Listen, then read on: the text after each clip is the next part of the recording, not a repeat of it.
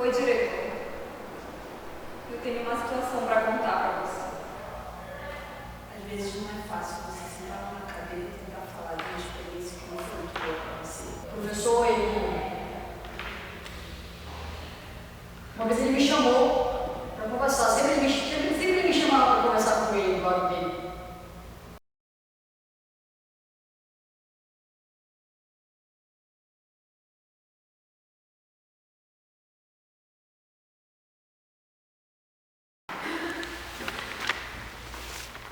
Então, vamos começar. Eu vou distribuir os textos para vocês.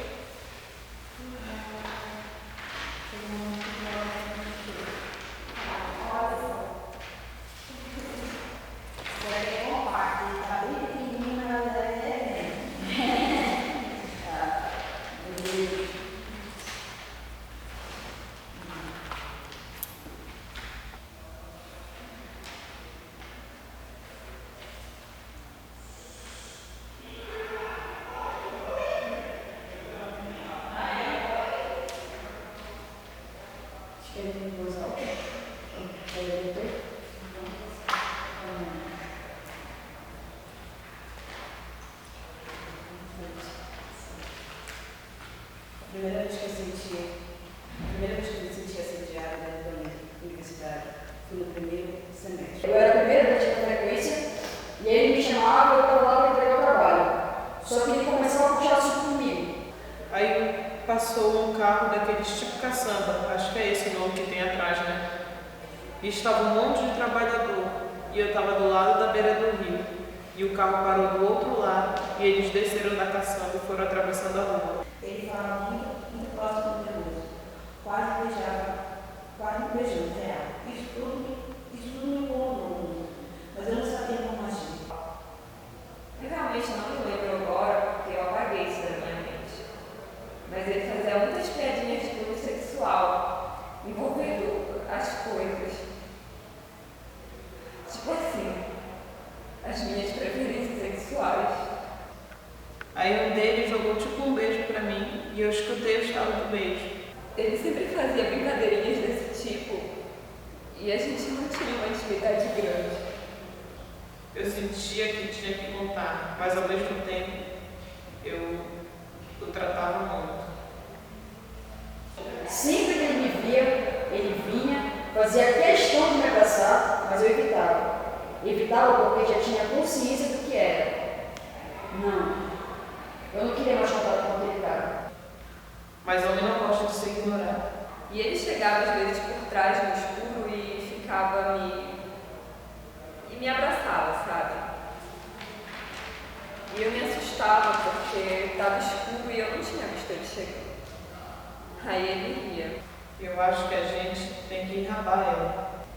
Era para manter só entre nós. Era um segredo nosso, só podia confiar em mim. E ele me fechava na parede. Me colocava contra a parede e botava o braço para me fechar, para eu não sair. E ficava falando, e aí, o que é que tu vai me dar para tu sair daqui? E eu dizia que eu não ia dar nada. Nessa hora eu já senti medo. E foi um pouco assustador, porque eu realmente não sabia o que fazer. A gente nunca sabe, né, na verdade. Eu não consegui correr, fiquei muito assustada. Eu acelerava o passo, mas eu não conseguia correr. Eu criei alguns traumas depois disso. Um dos traumas foi falar essa palavra enrabar, que eu não conseguia falar nem para contar o que aconteceu. Porque, cara, eu sentia muita vergonha. A gente como algo fica com medo. Esse prejudica. Medo de falar alguma coisa, medo de reagir às pessoas, por serem pessoas. Não, tudo bem. Se acontecer, próxima vez tu me avisa. E o outro trauma foi como eles estavam todos vestidos de azul. Eu criei trauma da cor azul. Me assustava muito ver pessoas vestidas de azul. Qualquer pessoa, podia ser uma mulher. Se ela estivesse vestida de azul, eu ficava nervosa por dentro.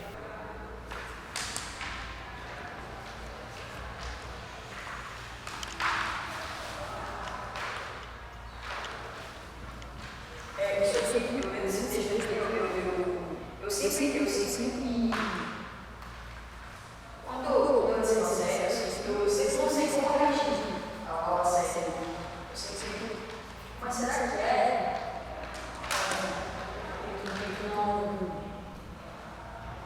Será que é ou não é? E aí eu sempre busco conversar.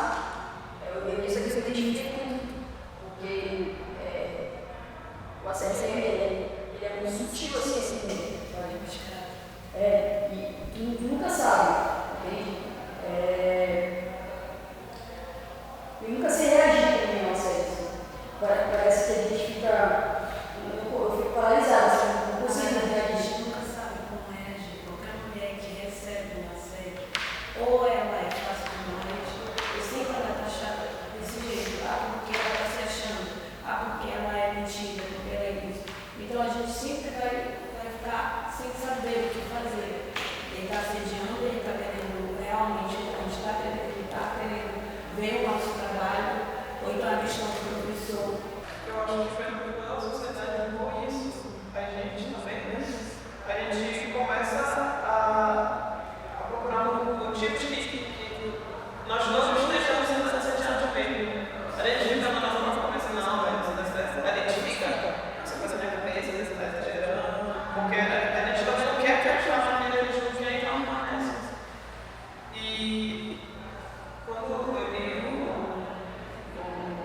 o depoimento dessa pessoa, fiquei muito chocada também. E ver que as pessoas dizem que são as mesmas, mas não são, porque ela está com um trauma de uma palavra. E dá e aí é isso que ela diz. O que eu não está acontecendo nada.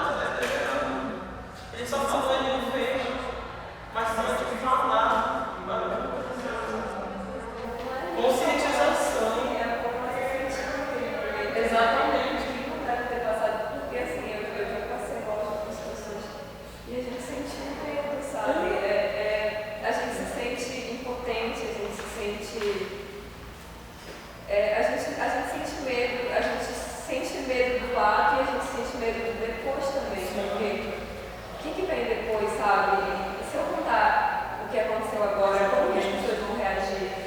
Não vão, será que não vão dizer que, sei lá, eu estou exagerando, né? As pessoas sempre tentam tirar o medo, né? Que é Pela forma como você se veste, você provocou isso.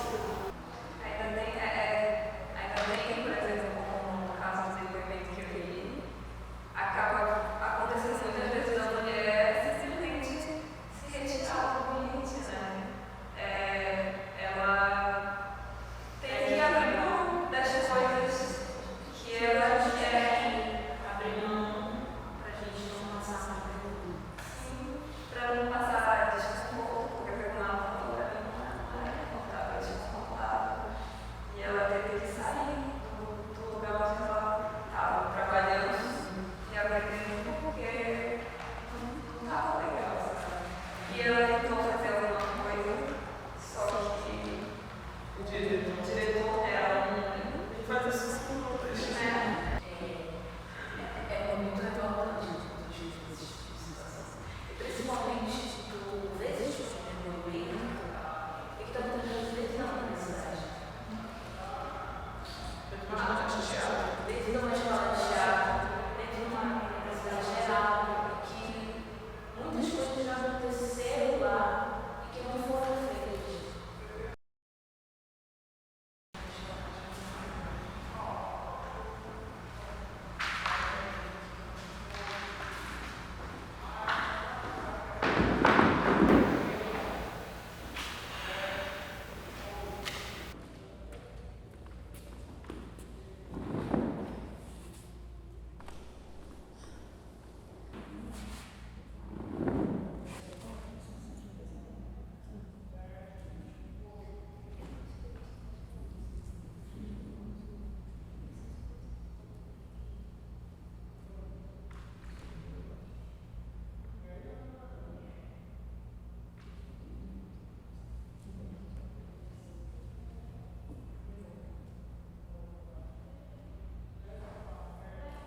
Às vezes não é fácil você sentar numa cadeira e tentar falar de uma experiência que não foi muito boa para você.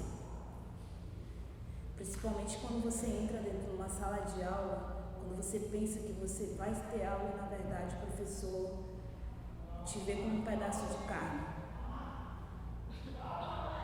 Isso não é fácil para nenhuma mulher se sentir assim, se sentir usada. E principalmente sem poder fazer nada, sem poder fazer porra nenhuma. Eu como mulher, eu me sinto, acho que a pior pessoa da face da terra. Porque você fica com a autoestima baixa, você não consegue mais reagir a mais nada disso. Aí eu me pergunto com isso, como é que você vai viver a partir disso? Como é que você vai aguentar esse tipo de coisa? Como é que você vai estudar? Eu tô cansada de todo o tempo ser assediada e simplesmente ele simplesmente faz a seguinte pergunta pra ti: mas isso é assédio? Tu tem certeza se ele está te assediando? Isso não é coisa da tua cabeça? Oi, tudo bem?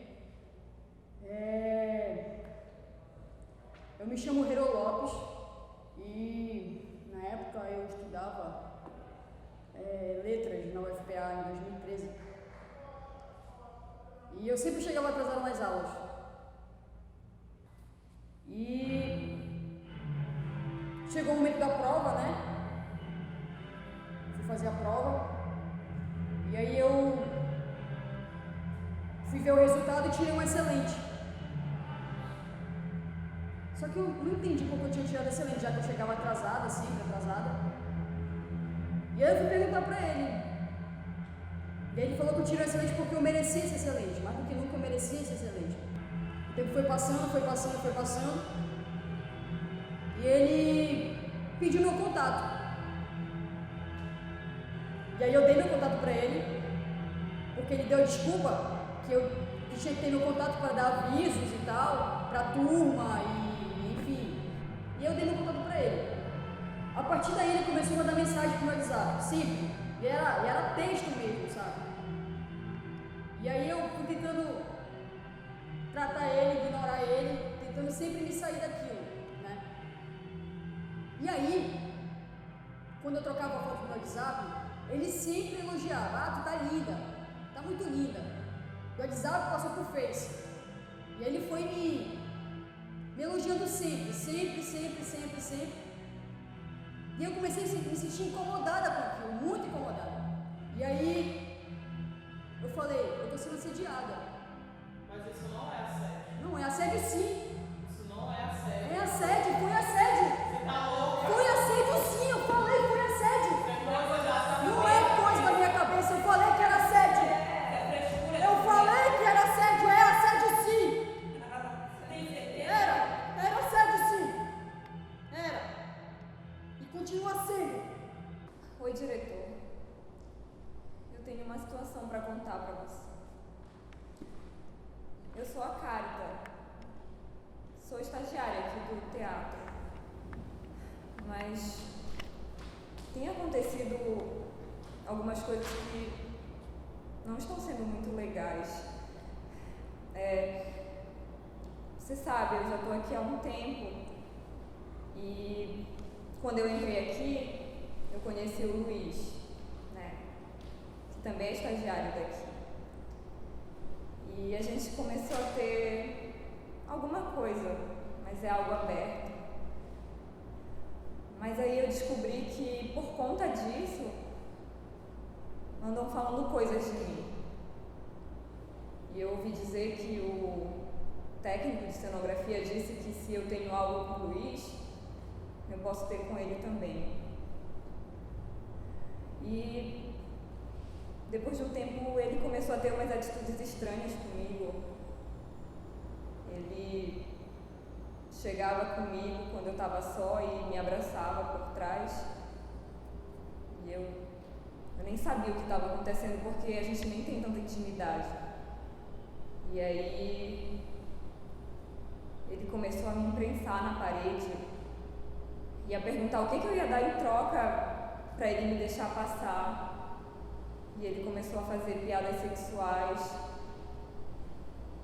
E o clima ficou muito estranho. Eu nem sei com quem falar direito, porque a equipe é quase toda composta por homens. Eu não sei se vocês me entenderiam. Mas a verdade é que eu estou me sentindo muito incomodada. E eu queria que você fizesse alguma coisa a respeito disso. Ah, mas ele faz isso com as meninas, pô. Isso aí é normal. Né? Normal? Ele faz isso com as meninas, sempre. Mas ó, quando acontecer uma coisa novamente desse tipo, tu me procura. E aí a gente vai resolver isso juntos, pode ser? Eu vou ter que esperar acontecer de novo? Esse shortinho aí, gostoso. Esse shortinho. Ei, linda! Pode estar querendo. Ei, gostosa. Eu vou te roubar, eu vou te roubar, vou te pegar um lugar. Vou te roubar, vou te roubar. Olha que linda gostosa, tá aí.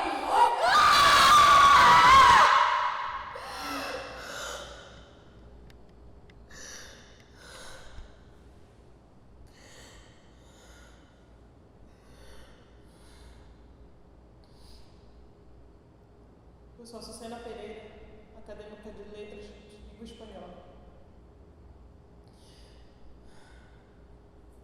É isso que está acontecendo das próximas e próximas vezes. O meu trauma foi bem maior.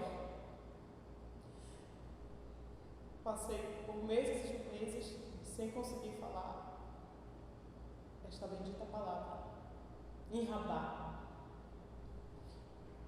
E peguei trauma da cor azul. Até quando a gente vai ter que esperar?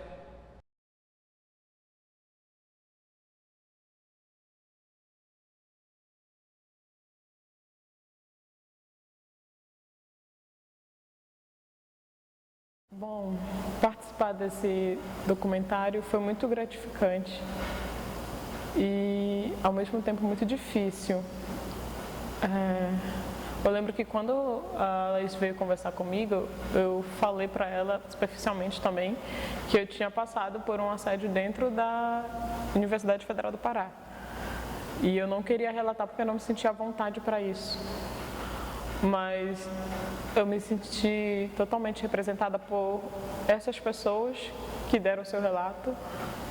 Além de documentário, acho que é um ato político, é um escracho mesmo, um pedido de socorro, de dizer que estamos aqui e que a gente existe, que a gente resiste, que eu, enquanto mulher negra, eu quero ser respeitada.